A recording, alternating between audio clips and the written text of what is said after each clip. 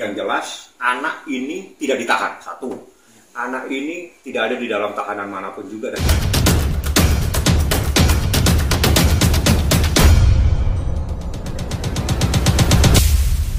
Jadi gini, satu yang harus dipahami, yang pertama ya, ini pesannya dari ini kita, Loli itu anaknya dan sampai saat ini ada di dalam kartu keluarga, nggak pernah dicoret-coret. Kalau dicoret pasti ngelibatin saya dan belum tentu juga saya mau.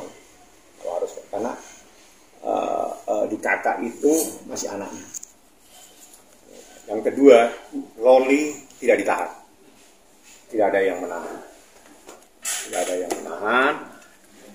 Dia di bawah kekuasaan orang tuanya, dalam hal ini adalah ibunya, Nikita Mirzani. Teknis itu menjadi haknya Nikita. Apakah dia sama pamannya biar dia bisa ditenangkan, atau sama adiknya Nikita biar ditenangkan, itu teknis, saya nggak masuk ke sana. Yang saya masuk, Loli tidak ditahan, tidak ada dalam penahanan karena dia anak di bawah umur. Kalau untuk kondisi saat pemeriksaan, dia itu kooperatif apa? Kooperatif aja, nggak ada masalah. Ya, dia pertama ya dia jelasin semua. Nggak ada sesuatu yang ditutupin. Seperti kayak di apartemen bagi itu, berontak-berontak apakah saat pemeriksaan? Nggak ada berontak, nggak ada apa. Ya pertama aja dia marah-marah, ngapain aku di sini? Ya bilang jelasin aja. Bang, katanya nih Mail sama Kak Nikmir mengalami pengancaman pembunuhan. Gimana Bang? Nah ini kalau memang datanya ada, kalau memang Anda punya, memang ada pada saat itu pengancaman, tapi kita lagi cari dokumennya. Ya kalau memang dokumennya itu memenuhi syarat minimal 2 alat bukti, saya laporkan pasti. Tapi sejauh apa Bang mungkin pengancamannya? Maksudnya apa? Ya memang mau dibunuh. Continue gitu. Mau dibunuh. Saya nggak tahu seperti apa. Yang saya dengar sendiri pada saat kejadian itu mau dibunuh. Bentuk ancamannya mau lewat, dibunuh. Maksudnya lewat SMS kah atau DM? Ya, telepon. Waktu telepon. Tapi waktu itu kan memang situasinya lagi mau ngajak Loli balik. Oh, nah itu terjadi di Kak Nikmir sama Mas Mail nih ya, dua-duanya? Nggak ada yang saya dengar waktu itu Nikita yang lagi bicara, atau dengan siapa dia bicara, karena kan itu pembicaraan Nikita itu memang lagi di Las Vegas, saya dengar. Terus ancamannya itu berlangsung berapa lama Bang? Mungkin nah, saya nggak dengar, nggak hitung waktu, yang jelas ada kalimat itu pengancaman. Tapi kita lagi kumpulin buktinya lagi. Tapi yang Abang tahu sudah berapa kali gitu? Maksudnya apakah 2 kali panggilan? Enggak, belum sempat kita laporkan.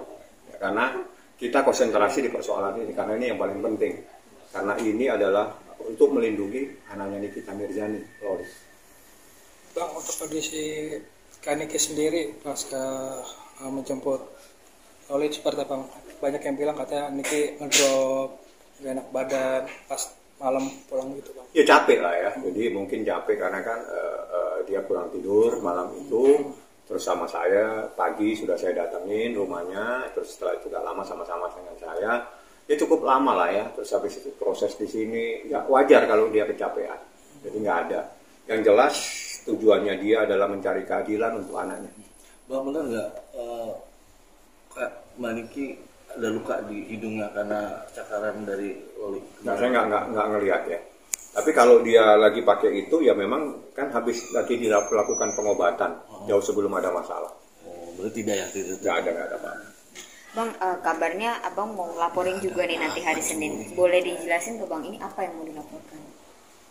Ada sebenarnya info sama teman-teman lapangan aja. Saya bilang kita konsentrasi di persoalan perlindungan anak ini karena tujuan kita adalah melindungi korban. Ya, ini korbannya adalah Loli. Anak ini di bawah kekuasaan Niki. Teknis. Apakah saat ini ada di rumah Niki atau di rumah itu teknis? Ya. Teknis saya tidak jawab. Yang jelas anak ini tidak ditahan. Satu, anak ini tidak ada di dalam tahanan manapun juga dan tidak ditahan. Anak ini masih di bawah umur, di bawah kekuasaan Niki, dan Niki yang punya hak. Anak ini ada dengan siapa? Saya tidak boleh menjelaskan ada dengan siapa, karena itu undang-undang perlindungan anak yang bicara. Saya tidak boleh menjelaskan. Termasuk alat komunikasi Bang, segala handphone atau? Nggak boleh. Nggak boleh saya menjelaskan hal-hal yang terkait dengan teknis. Karena itu undang-undang perlindungan anak. Yang harus saya jelaskan, anak itu tidak ditahan karena anak itu di bawah umur dan anak ini adalah korban. Yang kedua, Nikita punya hak untuk anak ini mau di mana. Itu teknisnya sama kakaknya, kan paling dekat sama kakaknya, sama pamannya ya, atau kakaknya Niki. Mungkin sama itu saya juga nggak tahu.